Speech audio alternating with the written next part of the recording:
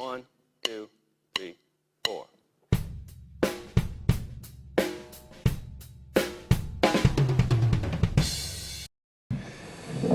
Bueno, pues nada, muy buenas a todos.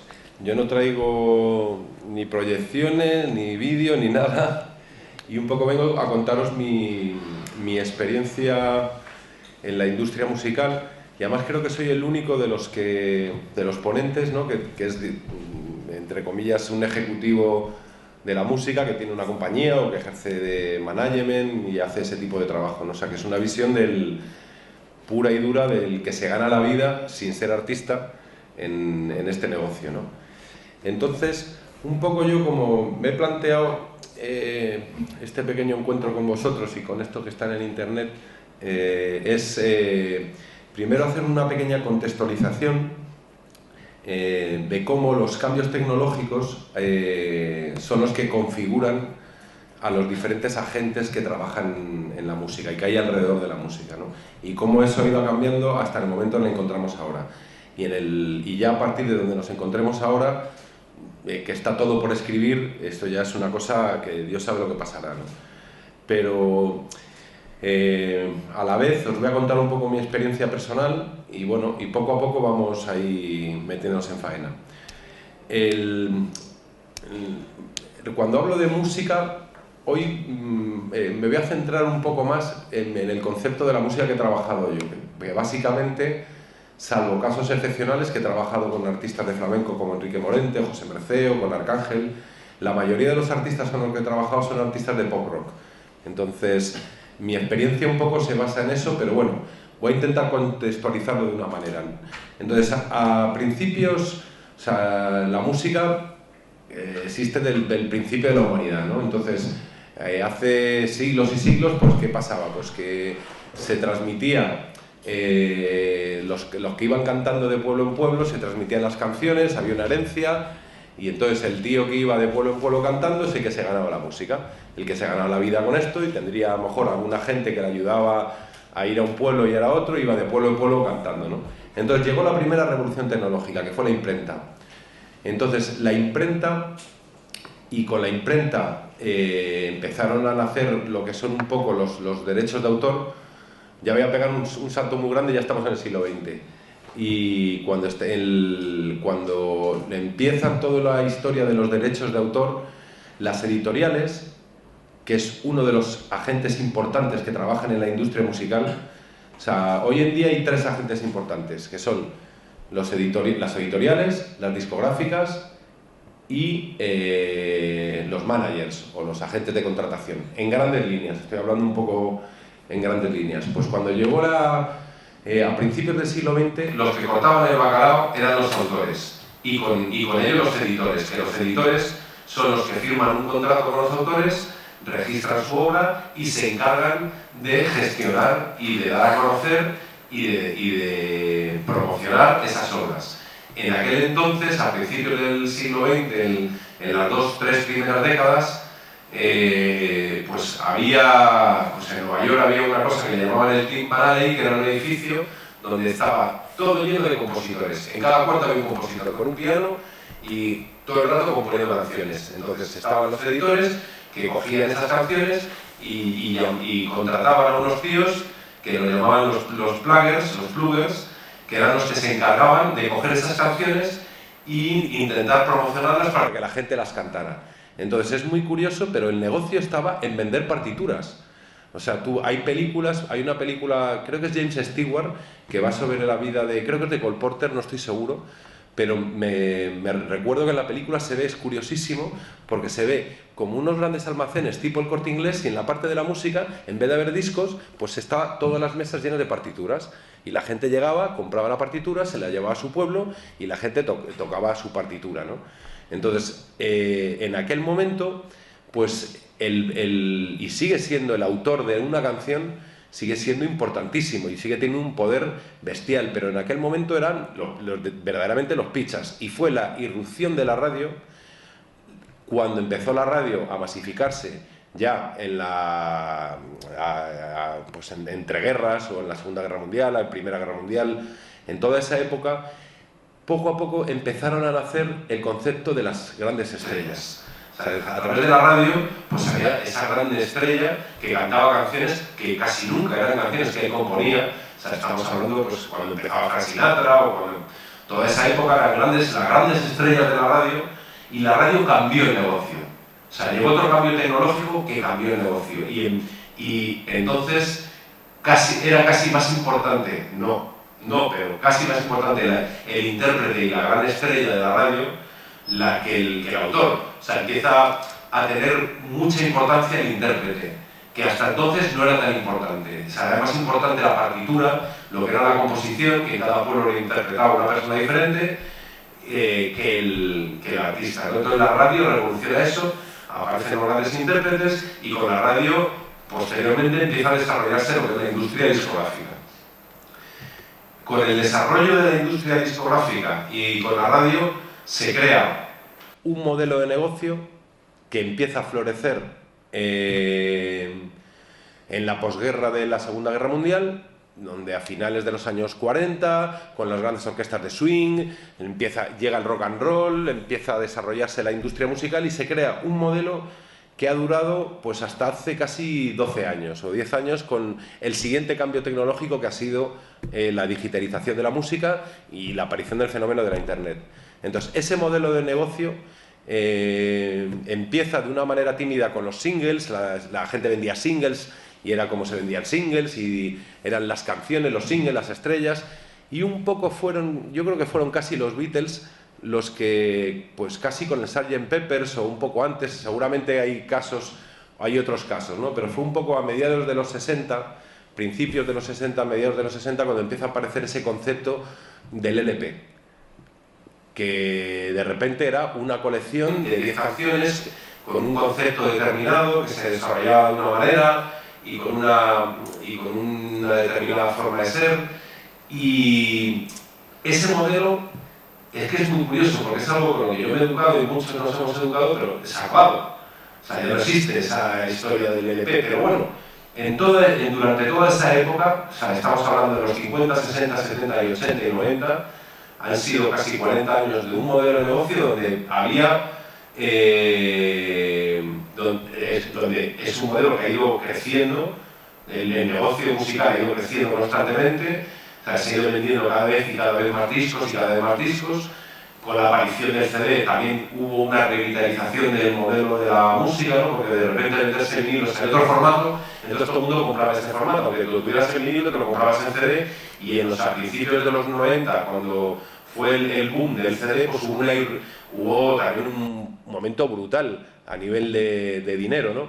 Y entonces durante todas esas décadas de ese modelo de negocio concreto, había tres agentes muy claros y había pastel para todos, que eran los editores, que se llevaban su dinero a través de todo lo que generan los derechos de autor, con la interpretación de las canciones en directo, cuando se lo ponen en la radio, lo ponen en la televisión, cuando suena en el cine, etcétera, etcétera. Por otro lado estaban los de la industria discográfica, los que se dedicaban a vender discos, que durante toda esa época eran los que más facturaban y los que más dinero ganaban, que eran los reyes y se dedicaban a eso. Y por otro lado estaban los managers o agencias de booking, que en España suele coincidir hasta ahora. Es algo que va a cambiar, pero que en el resto del mundo no suele ser algo que esté unido. O sea, por un lado está el manager, que se encarga de dirigir la carrera del artista, y por el otro lado está el agente de contratación, que se encarga de organizar los conciertos del artista. Pero bueno, pongamos que están en el mismo pastel. Entonces había tres agentes. Entonces, ¿qué es lo que pasa? Que llega la irrupción del mundo digital y todo se vuelve patas arriba.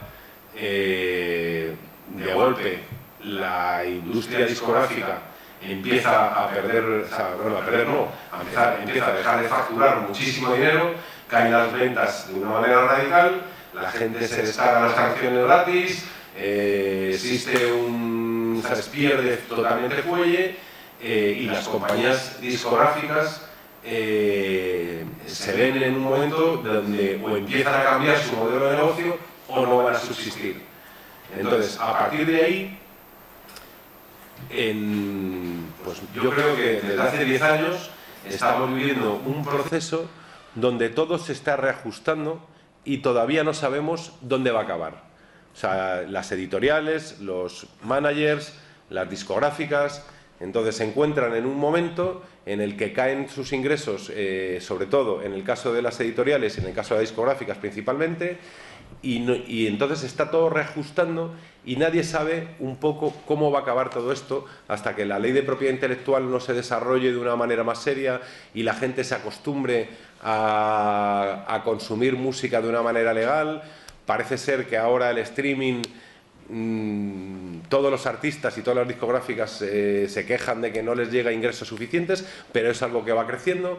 Pero toda esta revolución digital ha obligado también a un cambio brutal en todo, en la manera de consumir música, en la manera de compartir la música, en la manera de enterarte de cosas con la música, en la manera de ganarte el dinero, etcétera, etcétera. Y ahí empieza a aparecer lo que llamamos el modelo este 360, que ahora explico un poco más. Paralelamente, antes de retomar esta historia del modelo 360, cuento un poco mi vida, en grandes líneas,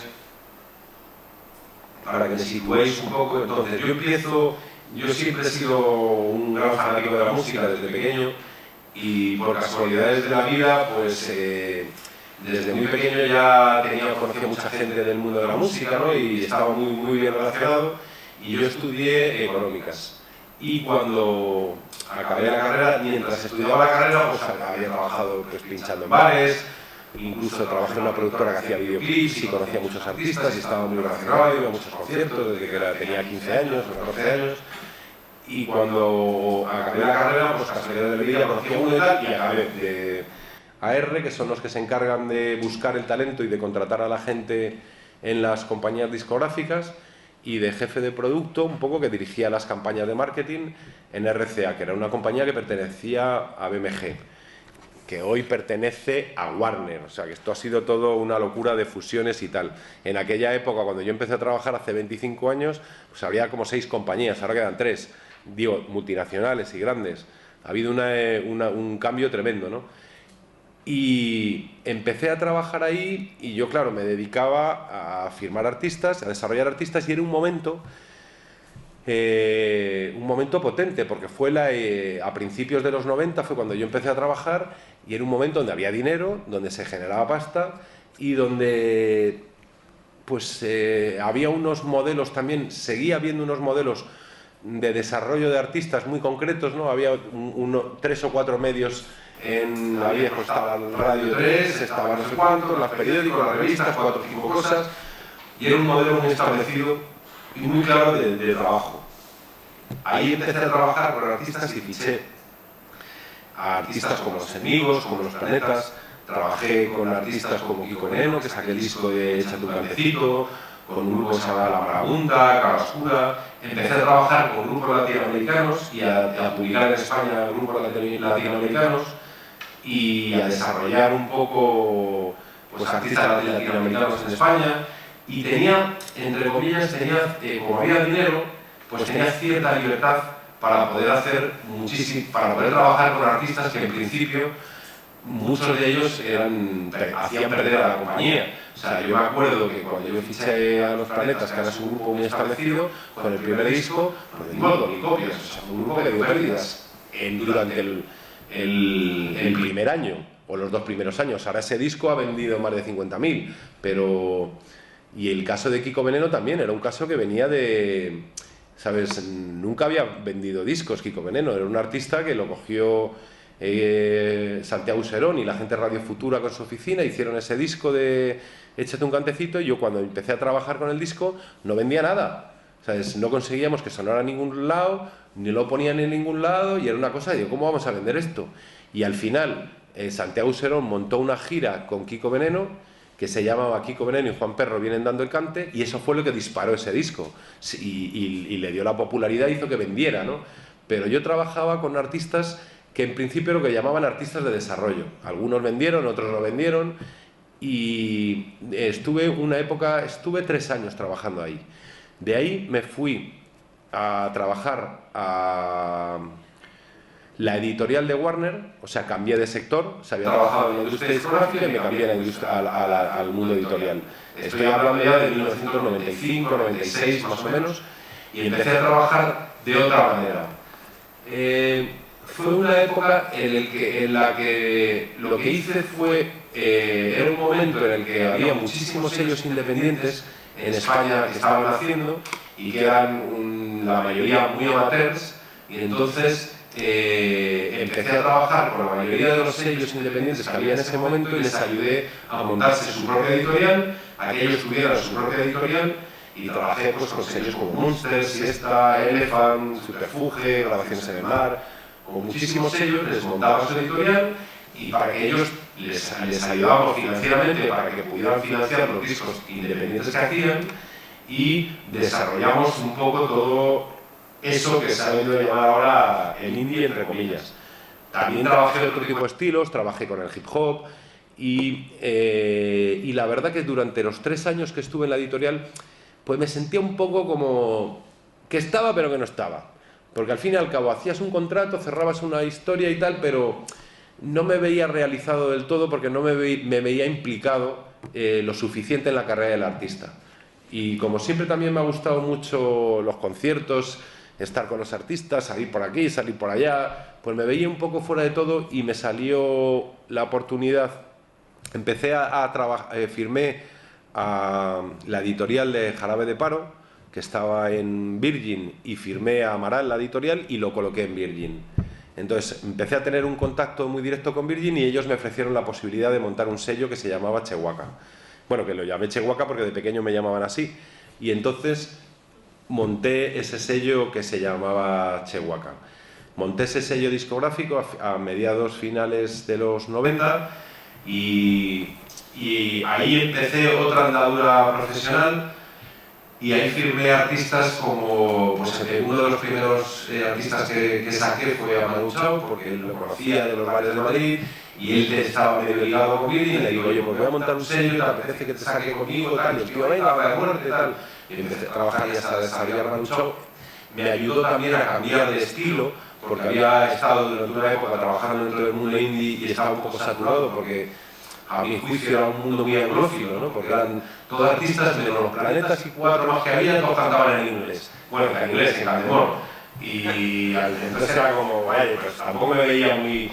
Me sentí un poco tal y empecé a trabajar con Manu, fiché a otro grupo que se llamaba Los Dus Minguet, que también era del mismo rollo, y me metí de lleno en una escena que luego se vino a llamar del rollo mestizaje o algo así, que nació un poco a la estela de Mano Negra y que tuvo mucha importancia a finales de los 90 a nivel popular y a nivel de gente y a nivel de ventas y a nivel de realidad. A nivel mediático no tuvo tanta importancia porque los medios en España siempre han sido muy anglófilos y están mucho más pendientes del último hype y de la última novedad, que está más en conexión con lo que sucede a nivel de las vanguardias culturales en Estados Unidos o en Inglaterra.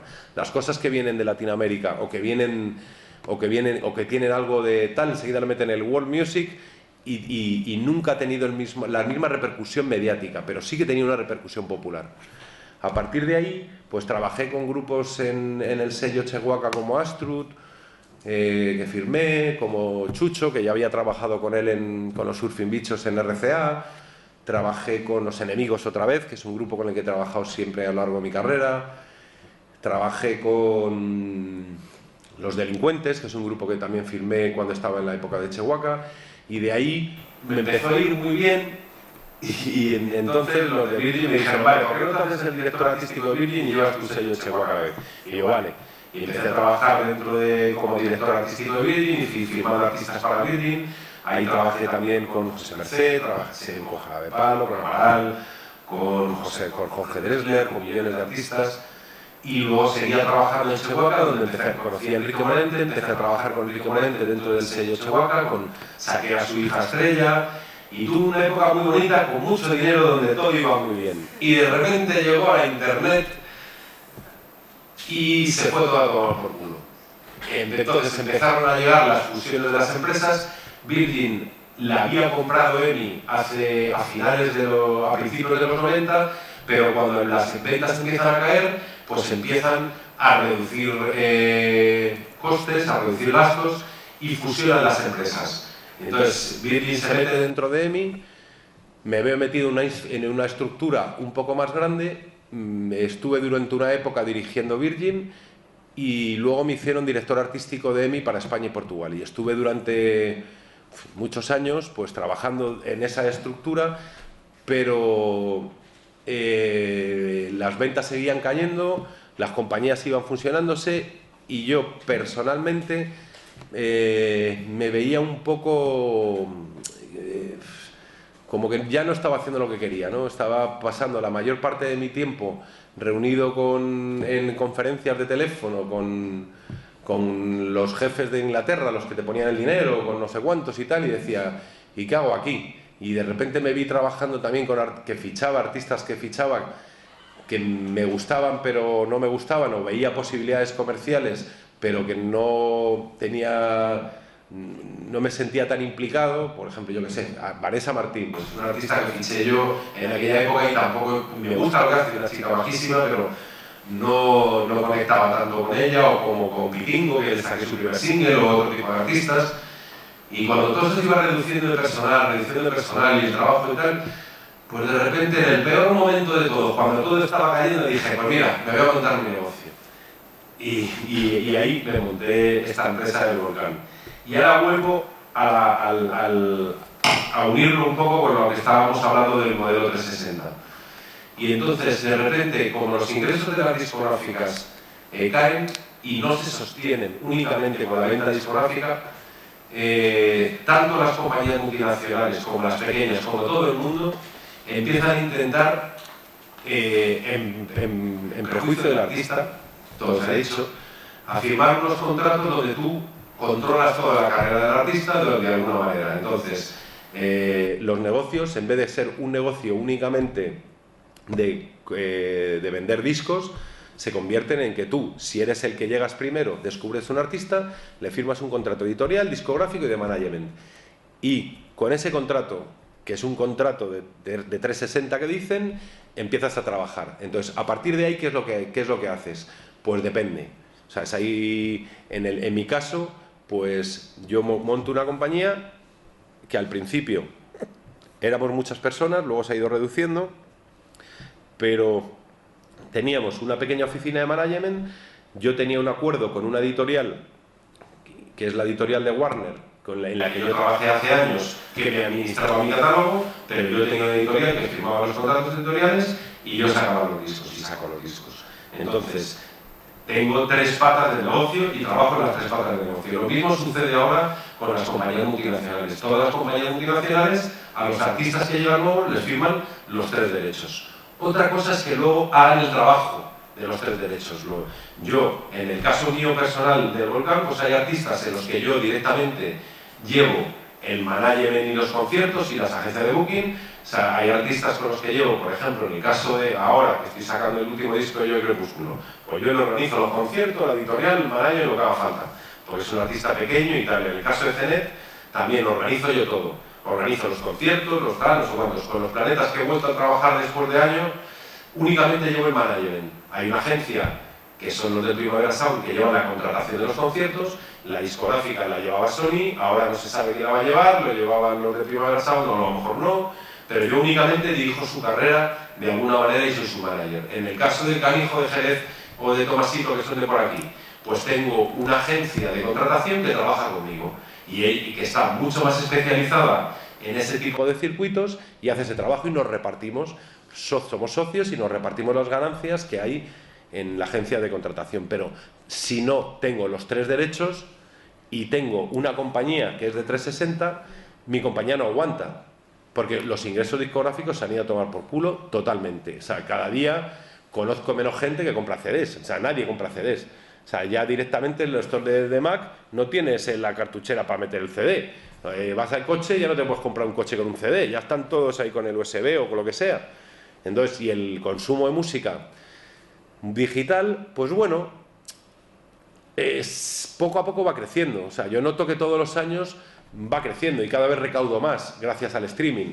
O sea, principalmente en las liquidaciones últimas que he tenido yo en los últimos 4 o 5 meses, el 80% de lo que facturo digital es de... No, el 80 no, pero el 70 es de Spotify.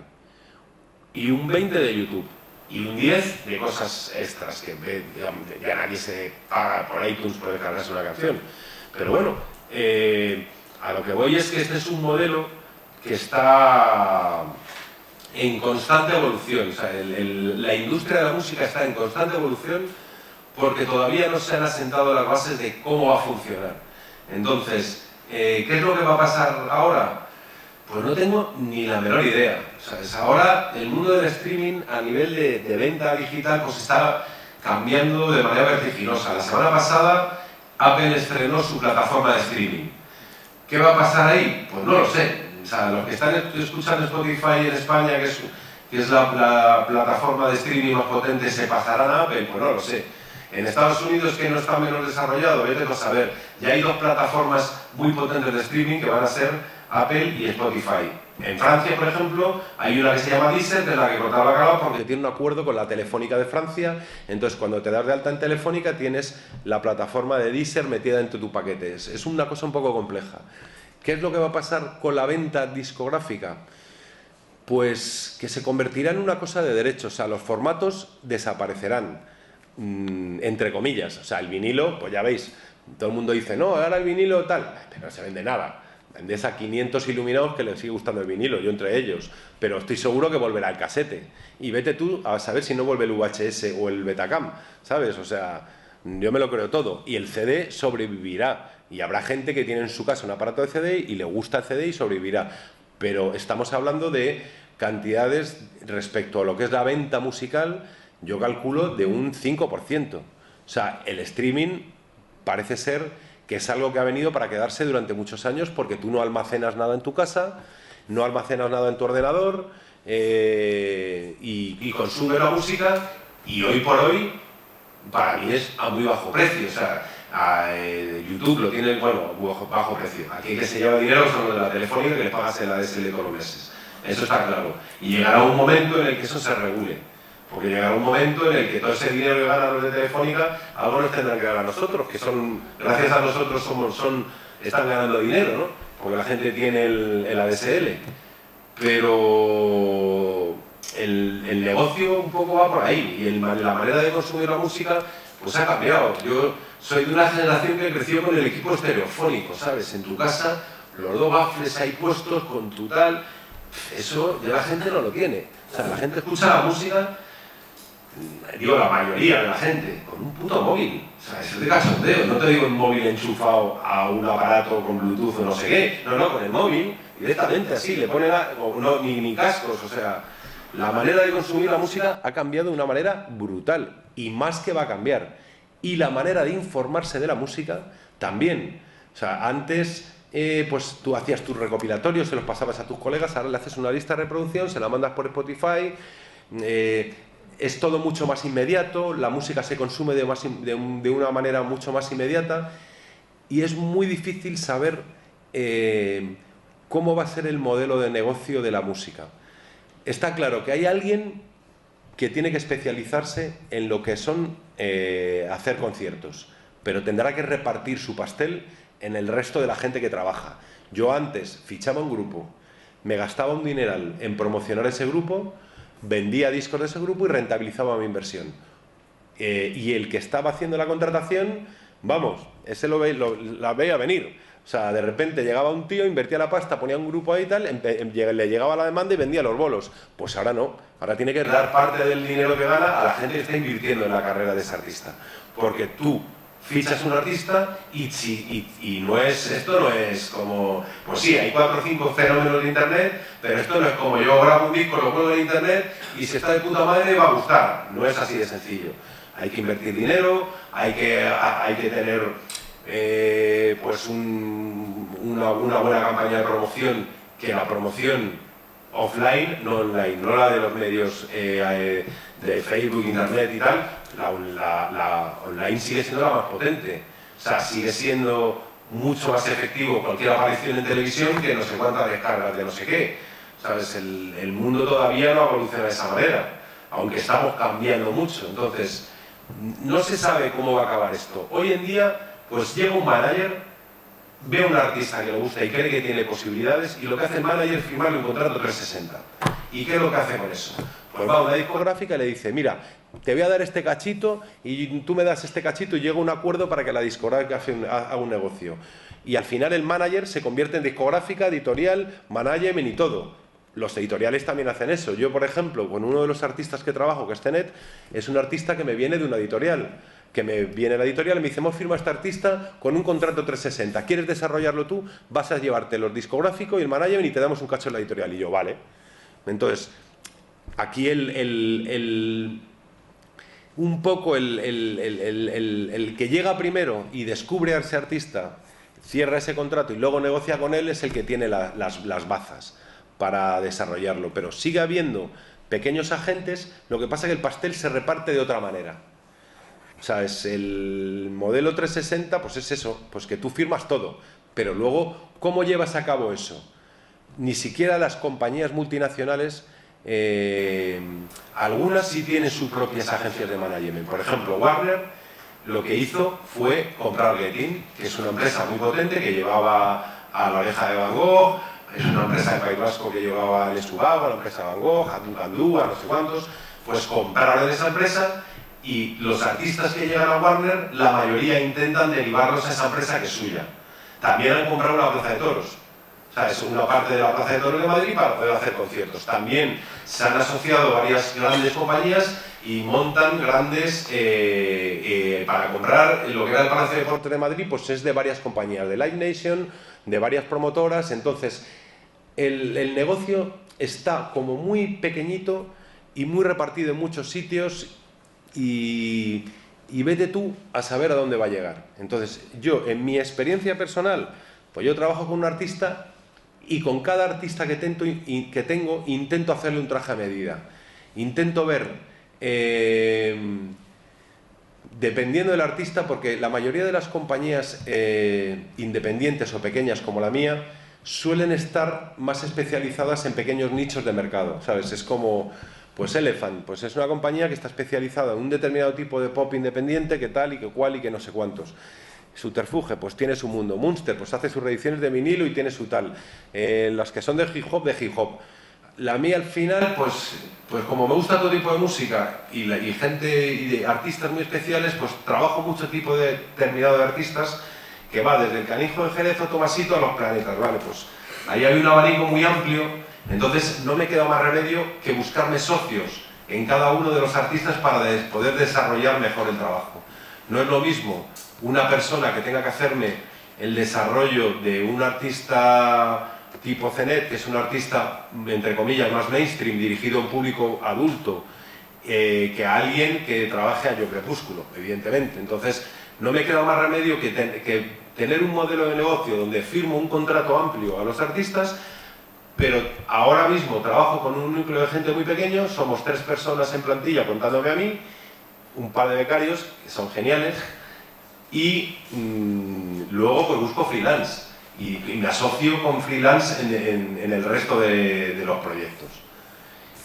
Y un poco, en grandes líneas, esa es la situación en la que me encuentro ahora. Después de haber dado 1000 vueltas en la industria, pues me veo haciendo de todo, o sea, siendo editor y trabajo buscando, intentando meter canciones en películas, en series de televisión, con contactos que tengo y desarrollando o metiendo en campañas de anuncios, intentando buscar en las marcas, que son los grandes salvadores grandes mecenas que hay ahora para sacarles dinero para hacer proyectos. Por otro lado, estoy trabajando en organizar conciertos. Este fin de semana pues tengo al Canijo y a Tomás en el Al Rumbo, a Los Planetas del Crepúsculo en Benicassin, tengo que estar ahí organizando la furgoneta, no sé cuánto, pues hay que hacerlo todo. Y los discos, pues cada día tienen menos interés. O sea, tiene interés explotar la grabación a nivel digital, pero lo que es lo físico cada día me da más por culo, con perdón para los internautas. Pero es como... Lo digital, vamos, coges el disco, lo subes aquí, tienes un agregador que te lo pone en todas las tiendas digitales de todo el mundo y no te cuesta un duro. Te cuesta lo que es la grabación, que hoy en día la mayoría de las grabaciones están financiadas por los propios artistas. Pero en el físico, fabricar 15 500 vinilos me cuesta 1.400 euros. Más luego tengo que pagar a la ELGAE, más luego que tengo que pagar el 21% de IVA, más luego no sé cuántos. Es una ruina. O sea, fabricar, y además fabrico discos, muchas veces fabrico ahora 1000 unidades, para que cuando te da igual fabricar 300 que 1000. O sea, la diferencia es poca. Y dices, pues bueno, voy a fabricar 1000. Y al final, la distribuidora con la que trabajo me coloca, en el mejor de los casos, 300 discos en tienda y me quedo con 700 discos en la oficina que ya no sé ni dónde meterlos. Sí, me siguen gustando los discos, me sigue gustando el objeto, pero me quedo con el vinilo que por lo menos, y me consta que hay mucha gente que compra vinilos hoy en día y que no los oye. ¿Sabes? Que lo oyen digital, pero tiene en su casa una cosa así preciosa, ¿sabes? Que es con la portada grande, ¿sabes? El negocio pues está cambiando mucho, está cambiando mucho. Y aquí llega un punto y aparte. Entonces, así es como estamos, así estoy en este momento, ¿no? Intentando buscar por dónde tirar. Principalmente, el secreto está en encontrar el talento. Ahí está el secreto. Y luego, en saber desarrollar ese talento y en saber hacerle llegar a su público. Ahí está el secreto. El resto son variables que van a ir cambiando constantemente y en los que uno tiene que estar adaptándose. O sea, a mí odio las redes sociales, pero no me queda más cojones que estar pendiente de eso y saber cómo funcionan y cómo la gente se comunica y cómo la gente consume música. Y el APLS salió la semana pasada y ya me lo da de alta, pues tengo que saber cómo funciona. Pues como tengo que saber cómo funciona Spotify para promocionar a mis artistas, porque si tú tienes un canal de Spotify y eres un artista y tienes seguidores, pues haces que te sigan, que oigan tus listas, puedes recomendar artistas que no son los tuyos y otros tuyos y generas tráfico y generas comunicación, pero vivimos en un momento muy especial en el que os animo a todos a darle vueltas al coco para ver cómo va a evolucionar este negocio. Todo el mundo sigue las pautas a nivel de consumo musical que dicta el mercado estadounidense, ¿no? Ya no quedan casi tiendas de discos, es todo digital. O sea, yo alucino también con YouTube, ¿sabes? No entiendo que la gente pueda escuchar música por YouTube, pero se escucha muchísima música por YouTube. O sea, no te digo ver vídeos, te digo escuchar música. La gente se hace sus listas, si son redes, y al final son redes sociales. El Spotify y YouTube es al final como si fuera Facebook, porque al final tienes relación con la gente a través de tus redes sociales. Pero es todo donde nadie te puede decir lo que va a pasar.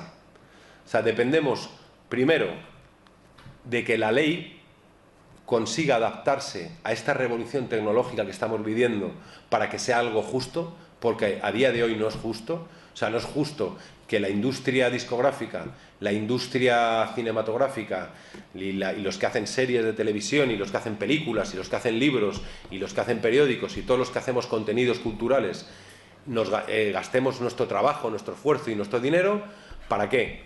Para que no veamos luego fruto de ello, pues se va a ir todo tomado por culo. Si los únicos que ganan dinero son Telefónica, que son a los que pagamos todos 500 euros cuando compras un aparato de esos, un iPhone de estos modernos, o pagas 60 euros todos los meses por tener ADSL y tener una gran... Pues tiene que llegar, la ley tendrá que ajustarse a eso, si no desaparece la industria cultural. Y toda esta gente que habla de la internet libre, la internet gratis, eso es porque no te dedicas a esto, hijo mío. ¿Sabes? Esto es porque no trabajas en esto. Si trabajas así, si en vez de estar en una oficina de 10 a 2 y de 4 a 6 llegas a tu casa y te dedicas a hacer cosas creativas y la escuela gratis, bien. Pero si trabajas en esto y ganas en esto, eso tiene que cambiar y la ley tiene que regular esas cosas. Y ese es el problema que tenemos. ¿Una pregunta, caballero? Vale. Bueno, está todo a rojo vivo, como vemos. Entonces, un poco lo que yo iba construyendo después de eso, pero yo creo que el key del asunto es lo que estamos hablando ahora.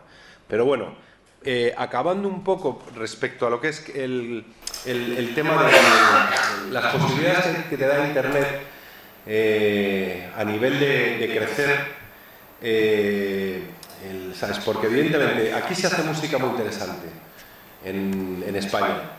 Entonces, ¿cómo hacemos? Y el mercado se nos queda pequeño, porque tú montas una gira, tú tienes un grupo que funciona y te montas, sacas un disco y normalmente, que eso va a cambiar también, vete tú a saber hacia dónde va, porque ese concepto del EP es algo que se está muriendo también.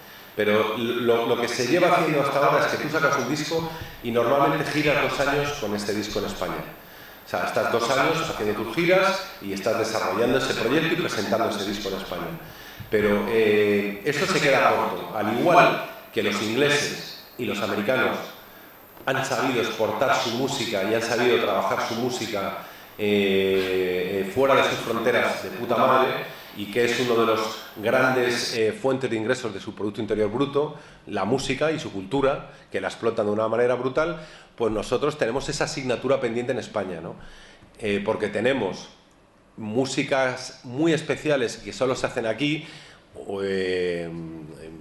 principalmente todo lo que es cercano al mundo del flamenco, y todas las evoluciones y las fusiones que tienen que ver con el flamenco es algo especial, o también, ¿vale?, las cosas que se hacen miméticamente como en el extranjero, pero con letra española también es interesante, puede ser interesante a nivel musical. Hay varias, o sea, la exportación de nuestra música y la manera de crecer nuestra música fuera de nuestras fronteras está muy vinculada al género de música que se haga, porque cada género, igual que en España, yo para desarrollar un artista vas dirigido a nichos de mercados diferentes, para ir fuera de España sucede lo mismo. Dependiendo del género que trabajes, estás con un nicho de mercado diferente.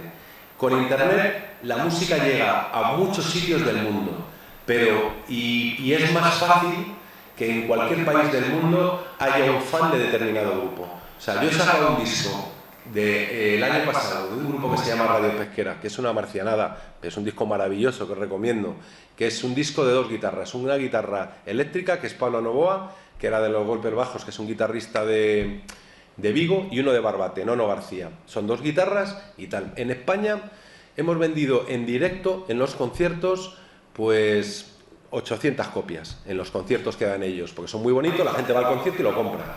En tiendas he vendido 80, en Japón he vendido 1000. ¿Por qué? Pues yo no lo sé, pues llegará que a través de internet llega y gusta, o vete tú a saber. Pero al margen de eso, yo sigo creyendo en las relaciones personales.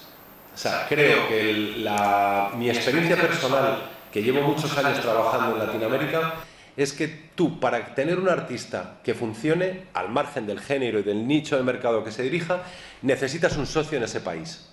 O sea, no es tan sencillo. Tú no puedes crear una demanda y un interés brutal por un artista que tienes únicamente por tenerlo en Internet. Necesitas un manager, una compañía discográfica, lo que sea, alguien que desde allí impulse tu carrera y alguien que conozca ese mercado y desarrolle tu artista ahí.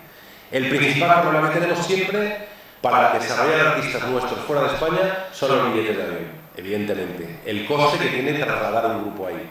Pero de repente hay casos flipantes, o sea, casos que antes no sucedían, como el caso de Napoleón Solo, que yo he montado giras de ellos, que en España no se comen nada, pero yo he montado giras de ellos en México. O casos como el de Cenet, que lo llevó a México, Argentina. Bueno, Los Planetas ya es que es un grupo que ya tiene una carrera de 20 años, que ya están consolidados, pero en México, que es un país que yo conozco muy bien y que voy mucho, porque cada vez que viene un mexicano aquí, yo me lo llevo a cenar, me lo llevo a tomar cañas al mejor bar de Madrid, luego le pongo los discos, le regalo el libro de no sé qué, me porto con él impresionantemente. Cuando voy allí se porta bien conmigo, y es un país que conozco bien. Y en México hay un interés brutal por todo lo que sucede en España, y la música española allí arrasa, y hay grupos independientes como Triángulo Amor Bizarro, como Dorian, que hacen giras constantemente en México, y existe un mercado alternativo para ellos que les ayuda a financiar y a tener una carrera potente. Y México es la puerta de la cultura latina alternativa de Estados Unidos y de lo que es Argentina, de lo que es Chile, y hay un circuito muy potente, muy interesado en la música española, y hay unas posibilidades de crecimiento brutales allí. ¿Pero qué es lo que hay que hacer? Punto número 1, conseguir ayuda gubernamental para desarrollar nuestros artistas fuera de España. poco a poco hay ayudas. El Instituto de Comercio Exterior tiene un programa de ayudas que todos los años están apoyando a artistas y subvencionan viajes. La Fundación Autor, a través de la RAE, también tiene un pequeño programa de ayudas que no es suficiente, pero necesitas esas ayudas, necesitas un socio allí, eso es fundamental. ¿Y cómo tienes un socio allí? Pues un socio allí lo tienes ayudándole tú aquí. O sea, nadie, a lo mejor algún iluminado te dice, es que me encanta este grupo y tal, te lo voy a traer a España y tal. Esos casos suceden. Pero por lo general, tú tienes que tener un acuerdo con alguien, decirle, mira tío, yo te voy a ayudar a ti y tú me vas a ayudar a mí. Si no existe esa ayuda y esa interrelación, es muy difícil también establecer ese desarrollo, al margen de las subvenciones, de los viajes, de los costes, etcétera, etcétera. Pero necesitas crear un vínculo de empresas y un vínculo de socios para desarrollar bien ese trabajo. Y desarrollar un grupo latinoamericano en España es muy jodido. Porque en el caso de Latinoamérica, no te digo ya de Francia o de Alemania o de otra cosa, pero yo que sé, la gente de Zona de Obras de Zaragoza ha hecho un proyecto interesantísimo que se llama Días Nórdicos y se traen grupos de Noruega financiados por el gobierno noruego, etcétera, etcétera. Hay modelos y maneras de hacerlo, pero desarrollar un artista latinoamericano en España es complicado porque la prensa musical española y la radio musical española especializada, entre comillas, es anglófila. Y están pendientes constantemente de las novedades que suceden en Estados Unidos y en Inglaterra y prestan muy poca atención a los fenómenos alternativos que hay en Latinoamérica. Entonces, es una cosa compleja, pero hay mercado también para los grupos latinoamericanos en España, pero pocos. O sea, ¿quiénes triunfan en España? Yo he traído muchos grupos latinoamericanos a España a actuar y cuando yo monto conciertos de grupos latinoamericanos en España, el 80% del público son los de su pueblo. O sea, yo me traigo a Café Tacuba y te lleno el Joy and Lava y grandes salas en España. ¿Pero qué público va a verlos? El 70-80% es mexicano. Vienen aterciopelados a España que giran a muchas veces y el público que va a verlos es mucho pues el público colombiano y un poco del español. Pero sigue existiendo, a mi juicio, muchos prejuicios por parte del público español de cara a las músicas que no vienen metidas dentro del corset de la cultura anglosajona, de las series de televisión, de los juegos de internet, de los no sé cuántos, de tal, de lo que nos dan masticado los anglosajones con sus grandes compañías y grandes historias. Y eso es algo que ha sucedido desde la irrupción de las compañías multinacionales a finales de los años 70. Pero en España se consumía muchísima música francesa e italiana en los años 60. O sea, Gino Paoli, François Sardy, Georges Brassens, ¿cómo se llama este de Tuvo fan americano? No, Adriano Celentano fue una estrella en España, Renato Carosone. O sea, España en los años 60, cuando todavía no habían llegado esas grandes corporaciones, consumía música francesa y consumía música italiana.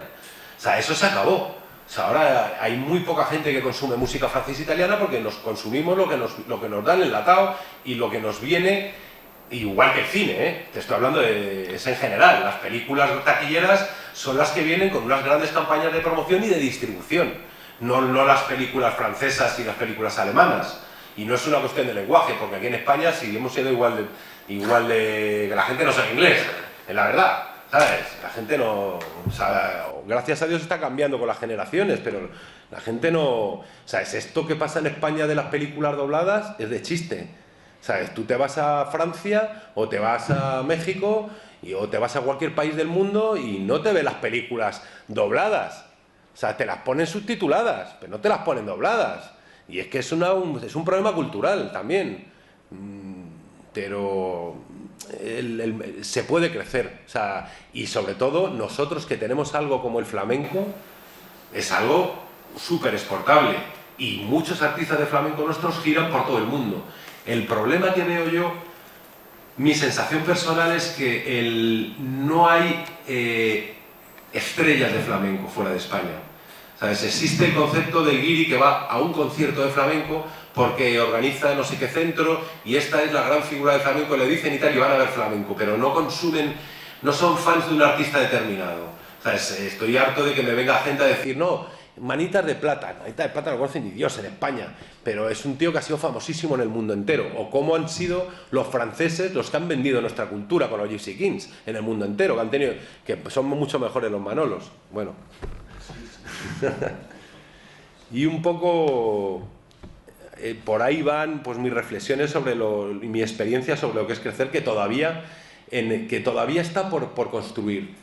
¿Sabes? Hay artistas españoles como Serrat, como Sabina, como Miguel Bosé, hay 4 o 5 que con una multinacional detrás y con un trabajo de años han conseguido desarrollarse fuera de España, pero por primera vez en estos años las figuras alternativas de grupos de rock españoles tienen presencia en Latinoamérica que no la han tenido nunca, y tienen una relevancia, y hacen giras. O sea, es el crecer fuera de nuestro mercado, principalmente en los mercados latinoamericanos, que es nuestra lengua, es algo que está creciendo de una manera muy rápida y que todavía no se ha consolidado, pero está creciendo de una manera muy rápida, y ahí es donde podemos crecer y desarrollar nuestra música de pop rock en general. El flamenco es otra cosa aparte.